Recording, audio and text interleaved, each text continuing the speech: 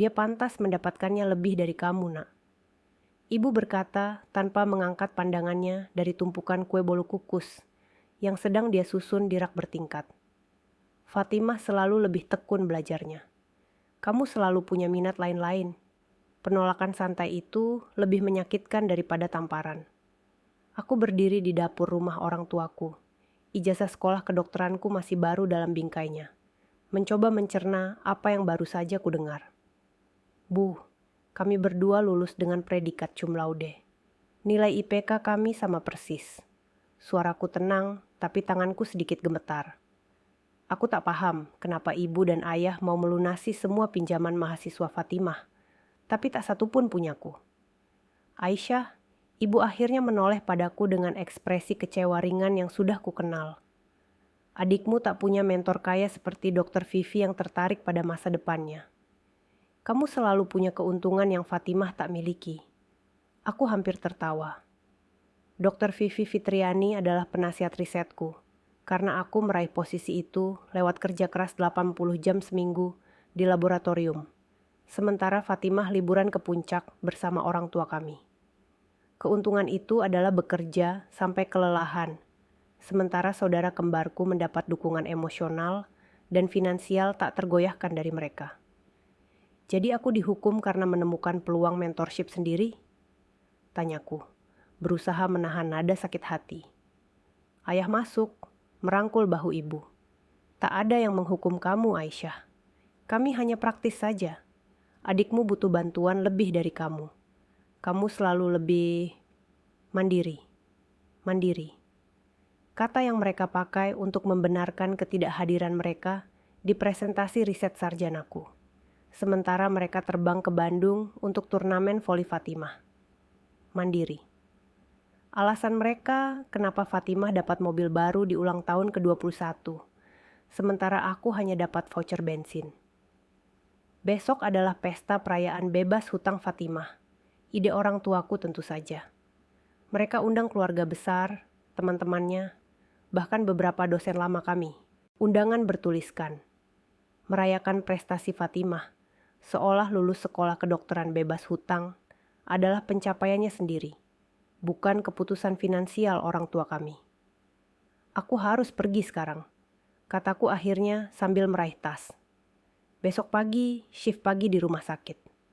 Kamu masih bisa datang ke pesta Fatimah kan? Tanya ibu. Nada khawatir akhirnya muncul di suaranya. Bukan untukku, tapi bagaimana ketidakhadiranku bisa memengaruhi hari spesial adikku. Aku akan datang, janjiku, meski pikiran itu membuat perutku mulas. Saat berjalan ke mobil, ponselku bergetar dengan pesan dari Dr. Vivi. Perlu bicara segera tentang beasiswa Peterson? Kabar besar. Aku menatap layar, kesadaran dingin menyelimutiku. Favoritisme orang tuaku bukan hanya tidak adil. Itu akan jadi penghinaan publik, dan aku tak bisa menghentikan apa yang akan datang. Fatimah dan aku, saudara kembar, sudah berada di jalur yang berbeda sejak lahir. Aku lahir duluan, dia menyusul 6 menit kemudian. Menurut cerita keluarga, aku tenang dan pengamat. Sementara Fatimah mengumumkan kedatangannya dengan tangis kencang yang sehat. Mungkin itu yang menetapkan pola segalanya selanjutnya. Sepanjang masa kecil kami di Semarang, Fatimah adalah yang ramah, mudah berteman, dan unggul di olahraga. Aku lebih pendiam, suka baca, menghabiskan jam-jam di perpustakaan kota belajar, dari astronomi sampai zoologi. Orang tuaku hadir di setiap pertandingan sepak bola dan pentas tari Fatimah. Kemenangan pameran sainsku hanya dapat pujian cepat. Bagus, Aisyah, dan tepukan di kepala. Di SMA, pola itu sudah kuat. Saat kami berdua umumkan niat jadi dokter, orang tuaku tampak senang sekali untuk Fatimah. Untukku, ada obrolan khawatir tentang beban kerja, dan apakah aku bisa tangani tekanan itu. Sekolah kedokteran bukan cuma soal pintar, Aisyah. Ayah pernah peringatkan. Ini soal tekad dan ketangguhan. Fatimah selalu dorong dirinya lebih keras. Ironinya menyakitkan. Sepanjang studi sarjana di Universitas Diponegoro, aku pertahankan IPK sempurna sambil kerja paruh waktu untuk biaya hidup. Fatimah kesulitan kimia organik dan fisika, butuh tutor mahal yang orang tuaku sediakan dengan senang hati. Saat dia ulang ujian masuk kedokteran, mereka bayar kursus persiapan eksklusif. Saat aku dapat skor 98% di percobaan pertama, mereka cuma angguk dan bilang, "Bagus ya, Nak." Meski begitu, aku tak pernah dendam pada Fatimah. Dia saudaraku, kembarku, dan aku sayang dia. Dia tak ciptakan favoritisme orang tua kami. Dia hanya nikmati itu. Kadang aku pikir dia tak nyaman dengan preferensi jelas mereka, meski dia tak pernah bilang langsung. Kami berdua diterima di Fakultas Kedokteran yang sama di Universitas Indonesia di Jakarta, dan selama 4 tahun kami belajar bareng, saling dukung lewat rotasi melelahkan, dan rayakan sukses masing-masing. Aku pikir akhirnya orang tuaku akan lihat kami setara prestasinya. Malah, mereka temukan cara baru angkat prestasi Fatimah sambil kecilkan punyaku. Saat aku terpilih presentasi riset di konferensi nasional, Fatimah kebetulan dapat penghargaan layanan masyarakat akhir pekan yang sama. Tebak acara mana yang orang tuaku hadiri? Tapi semuanya berubah di tahun akhir, saat Dr. Vivi Fitriani, ahli bedah saraf terkenal, perhatikan risetku tentang cedera otak traumatik pada anak. Di bawah bimbingannya, aku berkembang. Untuk pertama kali, ada orang yang kenali potensiku. Dorong aku unggul bukan meski kepribadianku, tapi karena itu. "Kamu punya bakat riset, Aisyah," kata Dr. Vivi sekali. "Kamu lihat pola yang orang lain lewatkan. Wawasan seperti itu tak bisa diajarkan. Andai orang tuaku bisa lihat aku lewat matanya." Pagi sebelum pesta Fatimah, aku temui Dr. Vivi di kantornya. Dia wanita mencolok usia 60-an, dengan rambut perak dan mata biru tajam yang tak lewatkan apapun. Dinding kantornya penuh penghargaan, makalah terbit, dan foto dengan tokoh medis dunia. "Aisyah, duduklah," katanya, tunjuk kursi di depan mejanya. "Aku punya kabar luar biasa." Jantungku berdegup kencang. Selama berminggu, aku tunggu kabar tentang beasiswa Peterson di Johns Hopkins, posisi riset bedah saraf paling bergengsi di negara itu. Hanya satu lulusan kedokteran nasional yang dapat. "Panitia sudah putuskan untuk beasiswa Peterson," kata Dr. Vivi. Ekspresinya netral hati-hati. Aku tahan napas. "Mereka pilih kamu," katanya. Pecah senyum lebar. "Selamat, Dr. Aisyah Collins. Kamu akan ke Baltimore." Sukacita? Tak percaya. Dan validasi menghantamku seperti ombak. "Beasiswa Patterson, puncak prestasi bagi peneliti neuro manapun. Milikku." Aku tak tahu harus bilang apa. Gagapku. "Kamu pantas ini," kata Dr. Vivi tegas. "Risetmu tentang regenerasi neurovaskular pasca cedera traumatik groundbreaking. Panitia terkesan khusus dengan pendekatan ganda kamu gabung inovasi bedah dengan intervensi farmakologi. Beasiswa itu termasuk tunjangan murah hati, subsidi rumah, dan yang terpenting, pengampunan pinjaman lengkap. Aku akan bebas hutang, seperti Fatimah, tapi lewat jasa sendiri bukan favoritisme orang tua." "Ada lagi," lanjut Dr. Vivi, matanya berkilau. "Aku diundang ke pesta Fatimah malam ini. Orang tuamu undang sebagai sopan santun ke fakultas. Tak tahu tentang mentorship kami. Aku ingin umumkan kabar beasiswa di sana. Kalau kamu nyaman." Perutku bergejolak. Tak tahu, Dr. Vivi. Itu malamnya Fatimah, dan orang tuaku mungkin anggap aku curi sorotannya. Ekspresi Dr. Vivi mengeras sedikit. "Aisyah, aku amati dinamika keluargamu 2 tahun terakhir. Aku lihat orang tuamu di acara rumah sakit. Dengar cara mereka bicara tentang kamu dan adikmu. Aku paham ragumu. Tapi kadang pengakuan perlu publik biar diakui sama sekali." Dia benar tentu saja. Kalau orang tuaku dengar beasiswa ini secara pribadi, mereka akan kecilkan atau anggap keberuntungan bukan prestasi. "Baiklah, anggukku pelan. Kamu bisa umumkan."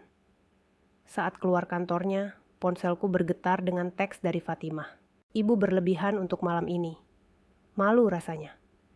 Andai dia usaha sebanyak ini rayakan kami berdua lulus. Sampai jumpa." Hati, aku tatap pesan itu, bingung. Ini pertama kali Fatimah akui perlakuan tak adil orang tuaku. Sebelum aku susun respons, teks lain masuk. Kali ini dari ibu. Jangan lupa pakai baju sopan malam ini. Dan tolong biar adikmu punya momennya. Ini penting banget buat dia. Kontras dua pesan itu menyentak. Mungkin aku salah tentang Fatimah selama ini. Dan mungkin malam ini akan ungkap kebenaran yang orang tuaku hindari selama 26 tahun. Pesta perayaan bebas hutang Fatimah digelar di restoran mewah di pusat kota Jakarta. Orang tuaku menyewa seluruh teras atap, kemewahan yang pasti menghabiskan jutaan rupiah. Saat aku turun dari lift, aku disambut spanduk besar bertuliskan selamat, Dokter Fatimah, tanpa sebutan bahwa sebenarnya ada 2 dokter di keluarga kami sekarang. Aku merapikan kebaya biru neviku dan tarik napas dalam. Ini malamnya Fatimah. Tak peduli apa yang Dr. Vivi rencanakan untuk umumkan.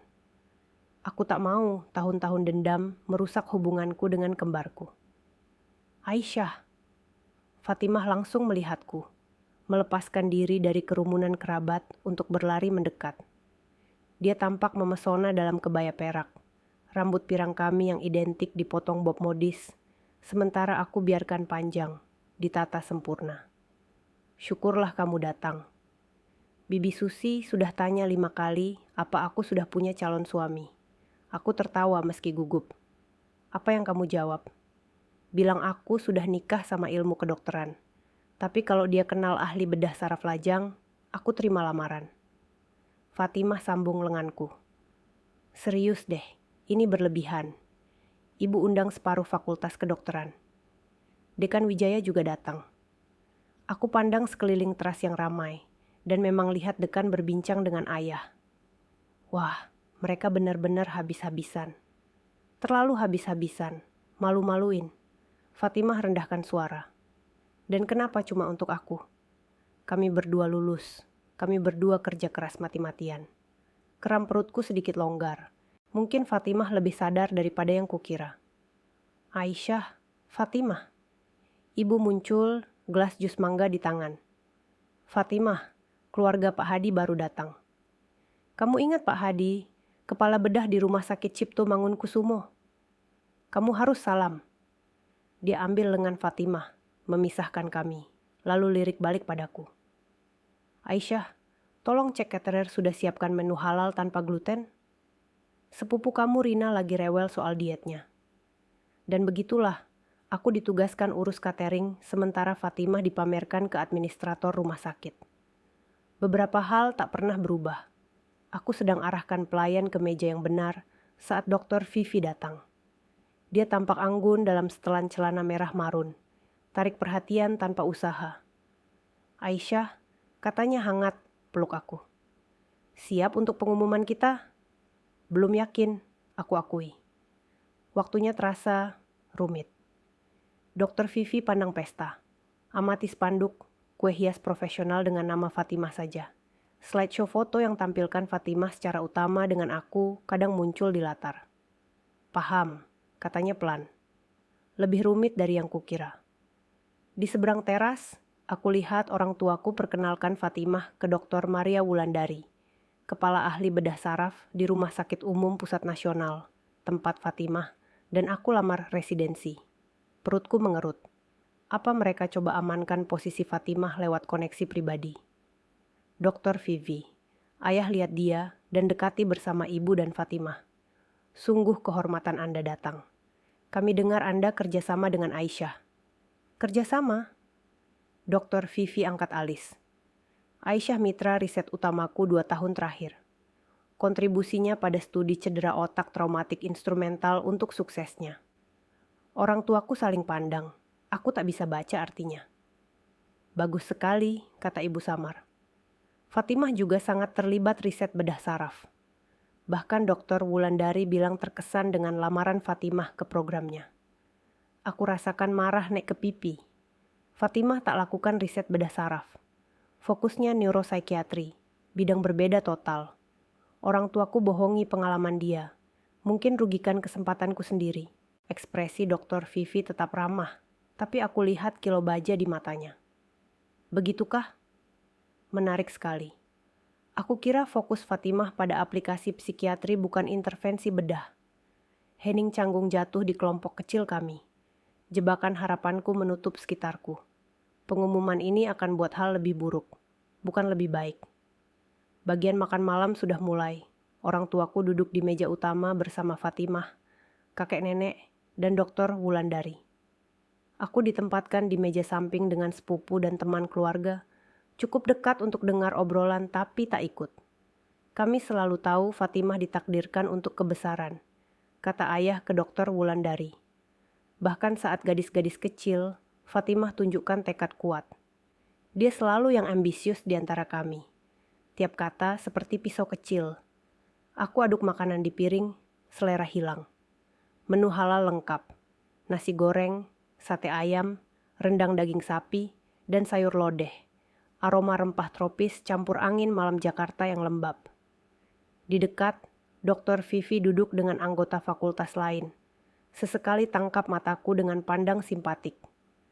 Setelah hidangan penutup disajikan, es campur segar dengan kelapa muda dan buah tropis, ayah berdiri dan ketuk gelas untuk perhatian. Terima kasih semua yang datang rayakan prestasi luar biasa putri kami Fatimah. Seperti diketahui, sekolah kedokteran perjalanan berat, dan keluar tak hanya dengan gelar, tapi bebas hutang sungguh spesial. Kerumunan tepuk tangan sopan. Fatimah tampak semakin tak nyaman. Kami diberkahi bisa dukung Fatimah sepanjang pendidikannya, tambah ibu, berdiri gabung ayah. Kami selalu percaya investasi di masa depannya, karena tahu dia akan buat kami bangga. Aku tatap piringku, air mata panas ancam tumpah. Kata-katanya tepat.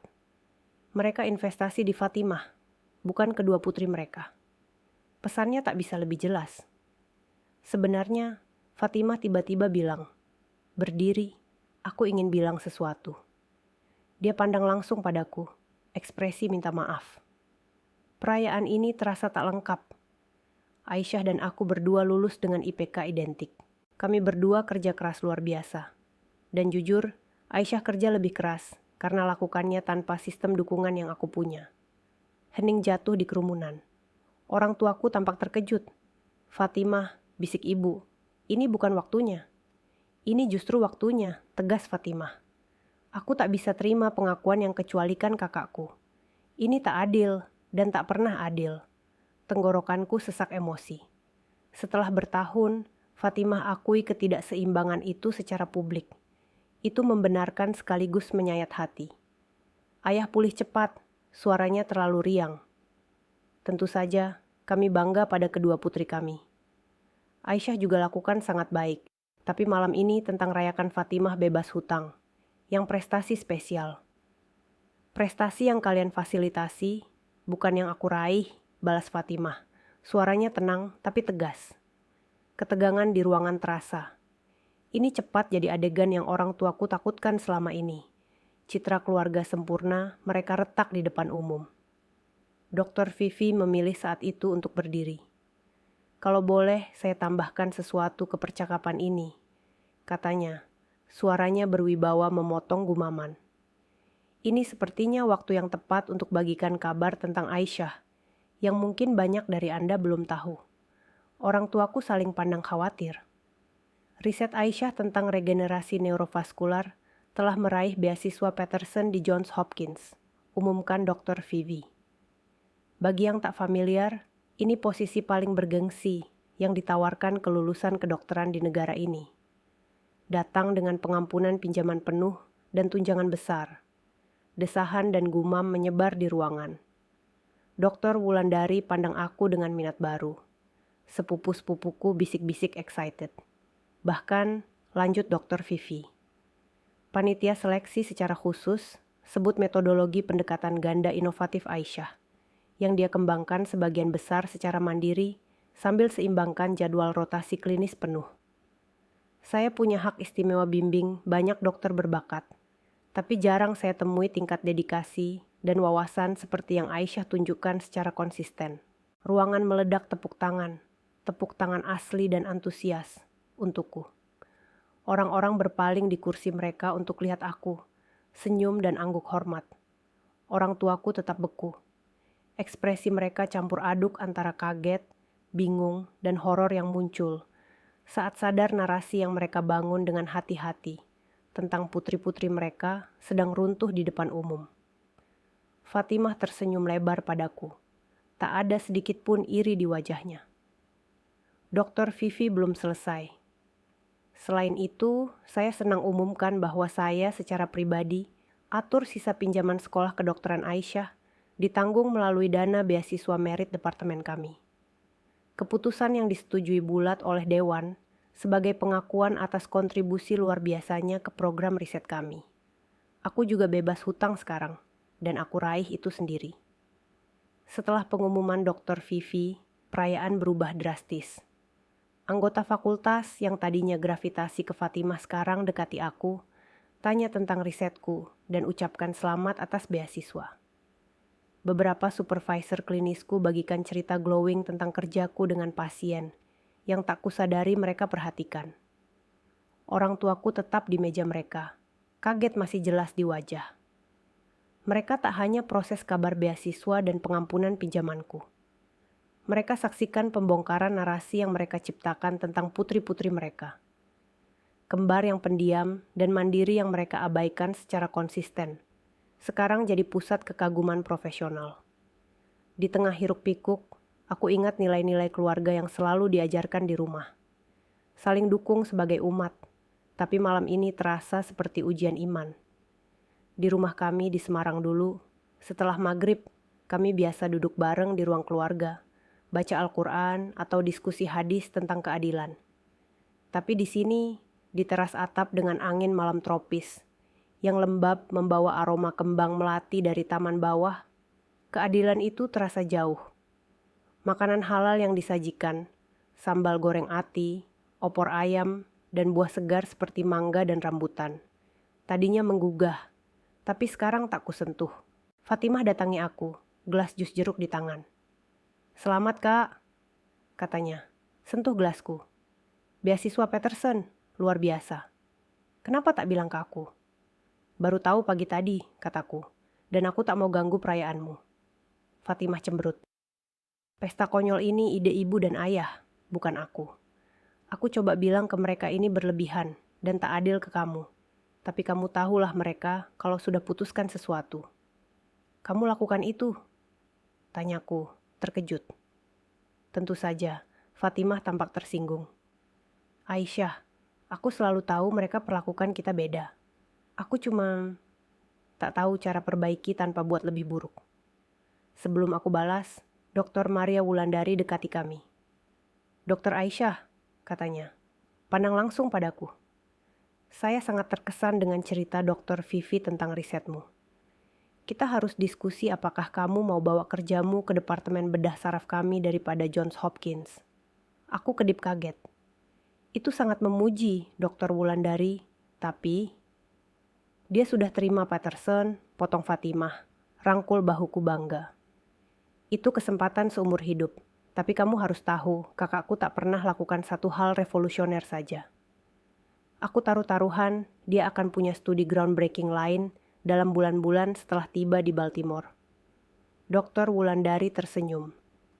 "Nah, saat kamu selesai beasiswa, ingat Jakarta. Kami beruntung punya kamu." Dia angguk ke Fatimah. "Kalian berdua di spesialisasi masing-masing." Setelah dia pergi, aku berpaling ke Fatimah takjub. "Kamu tak harus lakukan itu. Aku tahu kamu mau tinggal di Jakarta untuk residensimu. Dan aku masih bisa," kata Fatimah. "Tapi aku tak mau lakukannya dengan biar ibu dan ayah manipulasi situasi atau biar kamu lewat kesempatan. Itu bukan siapa aku ingin jadi." Di seberang ruangan, aku lihat orang tuaku akhirnya bangun dari meja, gerak ragu ke arah kami. Jalur mereka lambat, terganggu tamu yang mau bicara tentangku, pengalaman baru yang jelas buat mereka gelisah. "Mereka datang," gumam Fatimah. "Siap untuk ini?" "Belum benar-benar, aku akui." "Dr. Vivi bilang hal-hal mengesankan tentangmu," kata ayah saat akhirnya sampai, nadanya hati-hati terdengar bangga sambil sembunyikan kebingungan. "Beasiswa Peterson, itu kehormatan besar." Kenapa tak bilang ke kami kamu, bahkan dipertimbangkan untuk sesuatu seprestisius itu? Tanya ibu, nada tuduhan samar di suaranya. Apa akan beda? Tanyaku pelan. Kalian sudah jelaskan di mana dukungan dan minat kalian. Orang tuaku saling pandang tak nyaman. Itu tak adil, Aisyah. Mulai ayah. Kami selalu dukung kalian berdua. Beda, ibu potong cepat. Kami dukung kalian berdua beda, karena kalian punya kebutuhan beda. Fatimah geleng kepala. Bu, ya, jangan lakukan ini malam ini. Tapi kita akan obrol sungguhan tentang ini segera, kita semua. Dia beri aku pandang bermakna. Tak ada lagi pura-pura. Dokter Vivi muncul di siku aku. Selamatkan aku dari harus balas. Aisyah, dekan ingin bicara. Sesuatu tentang tampilkan beasiswamu di majalah alumni. Dia senyum ke orang tuaku, ekspresinya ramah tapi matanya tajam. Pasti kalian sangat bangga punya dua putri berprestasi seperti ini. Meski saya bayang, itu sangat memuaskan lihat kerja keras Aisyah, diakui setelah semua yang dia atasi. Penekanan pada atasi halus, tapi tak terbantahkan. Orang tuaku punya sopan santun untuk tampak malu. Ya, kata ibu lemah. Kami selalu tahu Aisyah spesial.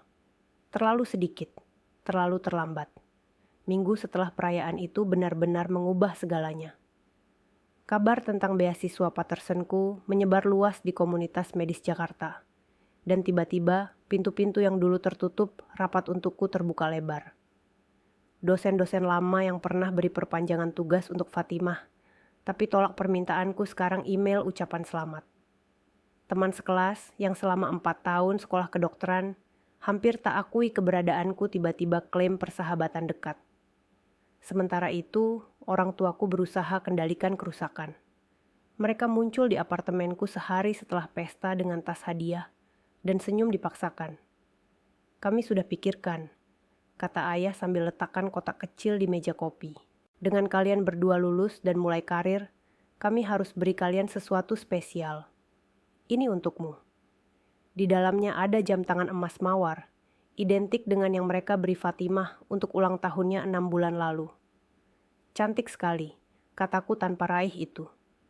Meski agak terlambat. Ibu tersentak. Aisyah, kami tahu kamu pasti merasa diabaikan kadang. Tapi semua yang kami lakukan, karena kami tahu, kamu bisa tangani tantangan sendiri. Fatimah butuh dukungan lebih. Itu narasi yang nyaman, balasku, jaga suara tetap tenang. Tapi itu tak jelaskan kenapa kalian hadir di presentasinya, tapi lewatkan punyaku. Kenapa kalian bayar kursus persiapan ujian masuk Fatimah, tapi suruh aku pakai sumber online gratis? Kenapa kalian tutup biaya hidupnya selama sekolah kedokteran, tapi sarankan aku ambil pinjaman tambahan untukku? Kami cuma punya uang segitu, Aisyah, protes ayah. Kami harus pilih. Ya, kalian lakukan, setujuku. Dan secara konsisten, kalian pilih Fatimah. Mata ibu berkaca-kaca. Kami sayang kalian berdua sama rata, tegasnya. Mungkin iya, aku mengalah. Tapi kalian tak perlakukan kami sama rata, dan jam tangan serta pengakuan terlambat tak akan ubah itu. Di apartemen sederhanaku di pinggiran Jakarta, dengan suara azan zuhur bergema dari masjid terdekat, aku rasakan campuran emosi. Di rumah kami dulu di Semarang, kami biasa salat berjamaah setelah makan siang. Ayah pimpin sebagai imam, lalu diskusi nilai-nilai Islam tentang keadilan dan kasih sayang sesama saudara. Tapi sekarang, di tengah hiruk-pikuk kota dengan udara tropis lembab yang bercampur aroma gorengan dari warung bawah, keadilan itu terasa seperti mimpi jauh. Aku ingat bagaimana ibu selalu pastikan makanan halal, seperti saat pesta kemarin dengan menu tanpa alkohol, hanya jus buah segar dari mangga dan nanas lokal. Ayah pandang sekitar apartemenku yang rapi tapi sederhana, dengan sajadah tergulung di sudut dan Al-Quran di rak buku. Kamu sudah mandiri sejak kecil, Aisyah. Kami bangga itu. Tapi Fatimah, dia lebih butuh dorongan. Seperti saat kami ajak dia umrah tahun lalu untuk motivasi belajar, sementara kamu bilang sibuk riset. Itu karena aku harus kerja paruh waktu untuk bayar sewa, pikirku dalam hati, tapi tak kukatakan. Alih-alih, aku ingat nilai keluarga yang selalu ditekankan. sabar dan ikhlas menghadapi ujian hidup, seperti ajaran Rasulullah tentang saudara yang saling dukung. Tapi di sini, dukungan itu miring, dan aku tak lagi bisa pura-pura. Ponsel berdering, Dr. Vivi telepon untuk bahas pindahku ke Baltimore. Aku angkat dengan syukur, berpaling dari wajah orang tuaku yang terpana. Ya, aku tersedia bahas opsi perumahan, kataku ke telepon. Bahkan, waktu Anda sempurna sekali. 3 minggu kemudian, aku berdiri di apartemenku yang sudah kosong. Kotak-kotak terakhir sudah dikemas dan siap untuk perusahaan pindahan. Fatimah duduk di ambang jendela, memandangku yang sedang rekatkan kontainer buku terakhir. Aku masih tak percaya kamu pergi minggu depan, katanya. Jakarta tak akan sama tanpamu. Kamu akan terlalu sibuk dengan residensimu sampai tak sadar aku pergi. Godaku, meski ada benarnya juga. Kami tak terpisahkan selama sekolah kedokteran, tapi jalur kami akhirnya bercabang. Aku ke Johns Hopkins. Dia tetap di rumah sakit umum pusat di Jakarta. Aku terus pikirkan apa yang ibu dan ayah lakukan, kata Fatimah tiba-tiba. Atau yang tak mereka lakukan, kurasa. Selama ini aku pikir aku yang beruntung karena mereka lebih perhatikan aku. Tapi sebenarnya mereka tahan aku maju, buat aku tergantung persetujuan mereka. Aku duduk di sampingnya di ambang jendela. Kamu tak lakukan apa-apa yang salah, Timah. Aku juga tak lakukan cukup yang benar, balasnya.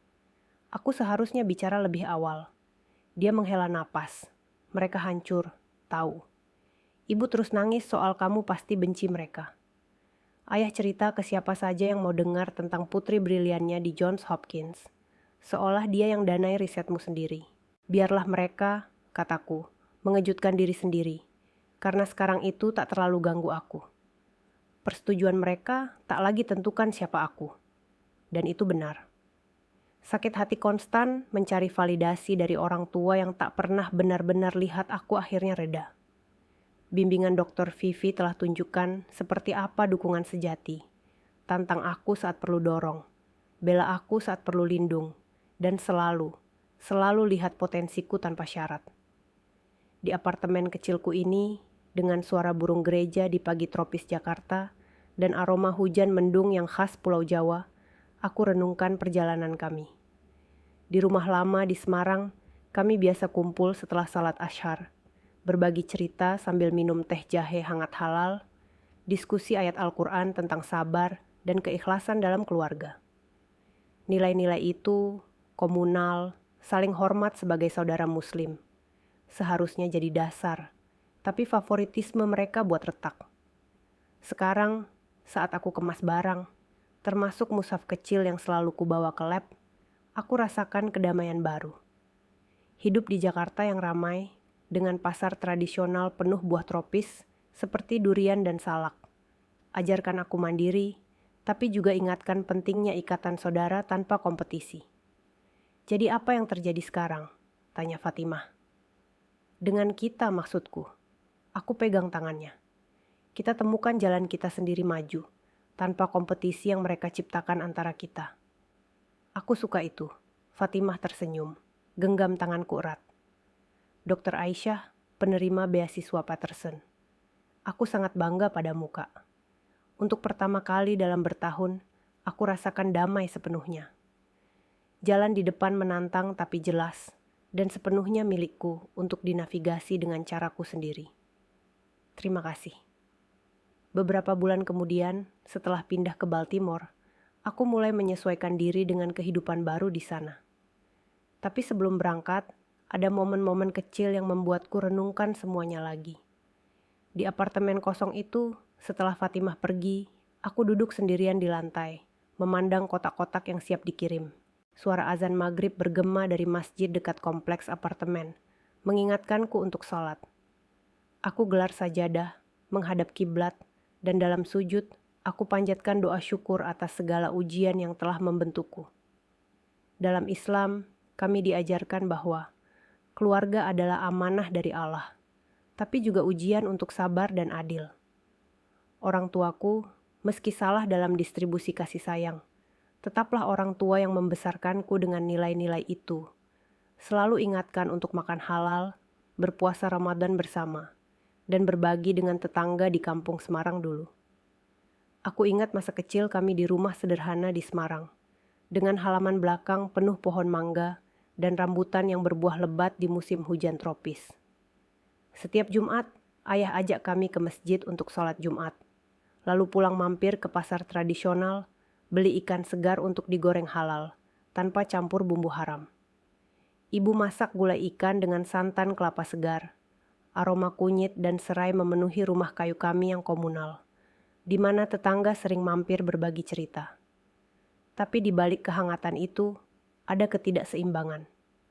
Fatimah selalu dapat porsi lebih besar, atau cerita ayah tentang prestasinya dibanggakan ke tetangga, sementara prestasiku hanya disebut sepintas. Itu ajarkan aku mandiri, tapi juga buat hati kecilku bertanya, mengapa Allah beri ujian seperti ini? Sekarang, di Jakarta yang panas dan lembab, dengan angin laut dari Teluk Jakarta, sesekali bawa aroma garam, aku sadar bahwa favoritisme itu bukan takdir, tapi pilihan manusia yang bisa diperbaiki. Setelah pesta itu, orang tuaku coba dekati lagi. Beberapa hari setelah kunjungan mereka dengan jam tangan itu, ibu telepon, suaranya gemetar. Aisyah, kami ingin minta maaf. Kami salah besar. Mari kita buka puasa bareng bulan depan di rumah Semarang. Kami akan undang keluarga besar, rayakan prestasimu juga. Aku diam sejenak, ingat ayat Al-Quran tentang memaafkan orang tua. Seperti dalam surah Al-Isra. Insya Allah Bu, tapi ini butuh waktu, jawabku. Bukan dendam, tapi untuk sembuh. Di masyarakat Indonesia, keluarga adalah segalanya. Kami hidup komunal, saling kunjung di Hari Raya Idul Fitri, bagi-bagi ketupat dan opor ayam halal ke tetangga. Tapi aku belajar bahwa keluarga sehat butuh keadilan, bukan hanya ikatan darah. Fatimah juga berubah. Dia sering kirim pesan, bagikan cerita residensinya di Jakarta, dan ingatkan aku salat tepat waktu meski beda zona waktu. Kak, jangan lupa baca doa safar sebelum terbang ke Amerika, katanya saat aku packing. Kami janji video call rutin, bahas kasus medis sambil minum kopi tubruk virtual, seperti dulu saat belajar bareng di kampus. Itu ingatkan aku pada kehidupan tropis Indonesia. Pagi-pagi mandi dengan air dingin dari bak, sarapan nasi uduk halal dengan telur dadar, lalu berangkat kerja di tengah macet Jakarta yang penuh becak dan angkot. Di Baltimore, aku bayang akan rindu itu semua. Buah segar seperti pisang dan pepaya yang dijual di pinggir jalan, atau suara pedagang keliling jualan bubur ayam halal saat subuh. Tapi aku siap. Beasiswa ini bukan hanya karir, tapi pembuktian bahwa kerja keras dan tawakal pada Allah bisa buka jalan. Dr. Vivi, yang kini seperti ibu angkat, kirim email. Ingat Aisyah, ilmu adalah cahaya. Gunakan untuk umat.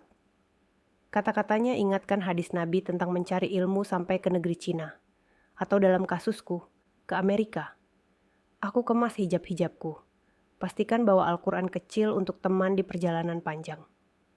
Pesawat akan lepas landas dari Bandara Soekarno-Hatta, melewati pulau-pulau hijau Indonesia yang seperti permata di lautan tropis, menuju masa depan yang aku bangun sendiri. Dalam hati, aku maafkan orang tuaku. Mungkin mereka belajar dari ini, seperti saat kami dulu kumpul di ruang tamu setelah tarawih Ramadan. Diskusi tentang sabar seperti kisah Nabi Yusuf dengan saudara-saudaranya. Favoritisme mereka seperti itu. Ujian yang buatku lebih kuat. Sekarang, aku tak lagi cari validasi dari mereka, tapi dari Allah dan usahaku sendiri. Jalan ke depan memang menantang. Adaptasi cuaca dingin Baltimore, riset baru tentang cedera otak, tapi aku yakin, dengan doa dan ikhtiar, semuanya akan baik. Ini ceritaku, seorang dokter muslimah dari Indonesia, yang temukan kedamaian di tengah badai keluarga. Kini, setelah beberapa tahun berlalu, aku melihat kembali perjalanan itu dengan hati yang tenang. Di Baltimore, kehidupan baru ini penuh tantangan, tapi juga penuh berkah. Cuaca dingin di sini kontras dengan panas tropis Indonesia, di mana angin laut membawa aroma garam dan hujan deras, menyirami pohon-pohon kelapa di pinggir jalan. Aku rindu pagi-pagi di Jakarta. Bangun dengan suara azan subuh dari masjid. Lalu mandi dengan air segar dari bak mandi. Sarapan roti bakar dengan selai kacang halal sambil dengar burung berkicau di balkon apartemen. Di sini, aku adaptasi dengan salat di apartemen kecilku.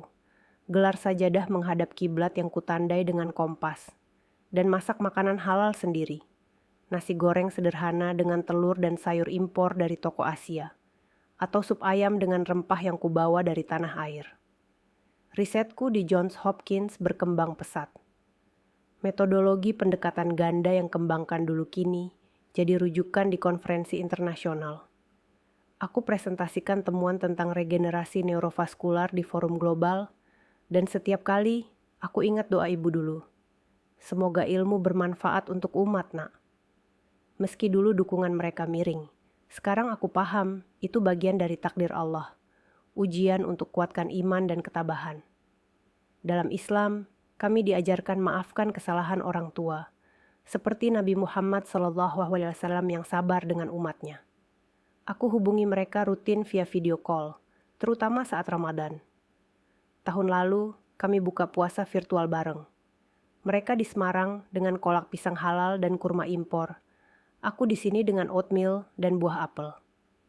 Kami bangga padamu, Aisyah, kata ayah. Suaranya lembut sekarang, tanpa nada paksa. Ibu tambah, kami belajar dari kesalahan kami. Maafkan kami ya. Aku angguk. Sudah bu, kita maju bareng. Fatimah juga sukses di Jakarta. Dia spesialis neuropsikiatri, buka klinik kecil di kawasan Sudirman. Bantu pasien dengan pendekatan holistik yang gabung ilmu medis dan konseling Islami. Kami sering diskusi kasus via pesan, seperti dulu saat belajar bareng di UI. Kak, ingat ayat tentang sabar. Itu bantu pasienku yang trauma, katanya sekali. Hubungan kami sekarang lebih kuat, tanpa bayang kompetisi dari orang tua. Tahun lalu, dia kunjungi aku di Baltimore. Kami jalan-jalan di taman, salat di masjid lokal, dan masak rendang halal bareng di dapur apartemen. Ini seperti masa kecil di Semarang, tapi lebih adil, gumamnya sambil aduk bumbu. Aku setuju. Di rumah dulu, keluarga besar sering kumpul di hari raya. Bagi-bagi ketupat lebaran dan sate kambing halal yang dibakar di halaman. Cerita tentang nilai-nilai gotong royong dan ukhuwah Islamiyah. Favoritisme dulu buat kami belajar hargai itu semua. Di kehidupan sehari-hari sini, aku jaga tradisi Indonesia. Minum jamu kunyit untuk kesehatan, baca Al-Quran setiap malam sebelum tidur, dan ikut komunitas Muslim Indonesia di kota ini. Kami kumpul tiap Jumat, potluck makanan halal seperti martabak dan es cendol buatan sendiri. Diskusi tentang menjaga iman di tanah rantau. Itu ingatkan aku pada kampung di Jawa, di mana tetangga saling bantu panen padi atau gotong royong bangun masjid. Prestasiku sekarang bukan untuk balas dendam, tapi untuk beri contoh. Seorang perempuan muslimah dari Indonesia bisa capai puncak dengan tawakal dan usaha. Dr. Vivi, yang kini pensiun, masih hubungi aku. Kamu bukti bahwa bakat tak perlu dukungan orang tua untuk bersinar. Kata-katanya kuatkan aku saat homesick, rindu aroma hujan tropis yang basahi tanah merah di Semarang, atau suara gamelan dari pesta tetangga. Akhirnya, aku pulang ke Indonesia setahun sekali, kunjungi orang tua di rumah lama. Mereka sekarang lebih adil. Ayah cerita tentang kami berdua ke tetangga. Ibu masak favoritku seperti ayam goreng kunyit halal. Kami sholat berjamaah di ruang keluarga, seperti dulu, dan obrol tentang masa lalu tanpa amarah. Allah beri kami pelajaran lewat kamu, Aisyah, kata ibu sekali, air mata menetes.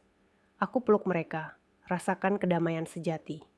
Jalan hidup ini, dengan segala liku-likunya, ajarkan bahwa keluarga adalah tentang maaf dan tumbuh bareng di bawah lindungan Allah. Aku, Dr. Aisyah, kini navigasi dunia dengan hati penuh syukur. Dari pulau tropis Indonesia ke negeri jauh. Tapi akar iman tetap kuat. Terima kasih.